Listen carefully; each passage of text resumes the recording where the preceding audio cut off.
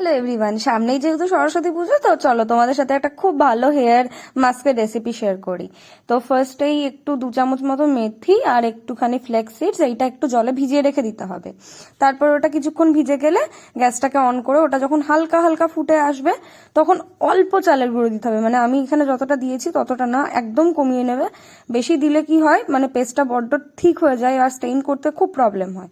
তো ওটাকে দেওয়ার পরে ভালো করে স্টেইন করে নিয়ে তোমরা একটুখানি জাস্ট ওটাকে মিক্স করে নিতে পারো হাত দিয়ে। আমার হাতের সামনে বিটারটা ছিল তাই আমি একটু বিট করে নিয়েছিলাম। তারপর ওটা একদম পরিষ্কার স্ক্যাল্পে, মানে শ্যাম্পু করা থাকে যেন চুল, ক্লিন স্ক্যাল্পে পুরো স্ক্যাল্প থেকে একদম হেয়ার লেন্থে ভালো করে লাগিয়ে নেবে। এইবার কে কতক্ষণ রাখবে, মানে কারো যদি ঠান্ডা লাগার মতো ব্যাপার থাকে তাহলে খুব অল্প সময় রাখবে, যেমন আমি 10 মিনিট মতো রেখেছিলাম। আর কেউ বেশিক্ষণ রাখতে পারলে ওটা 1 ঘন্টাও রাখতে পারো।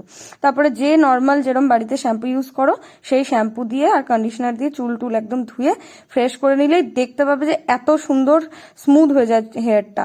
আমার চুল প্রচন্ড ড্রাই আর রাফ, কিন্তু আমার হেয়ারটাও এতটাই স্মুথ হয়ে গেছিল। তো ভিডিওটা ভালো লাগলে অবশ্যই লাইক শেয়ার সাবস্ক্রাইব করো।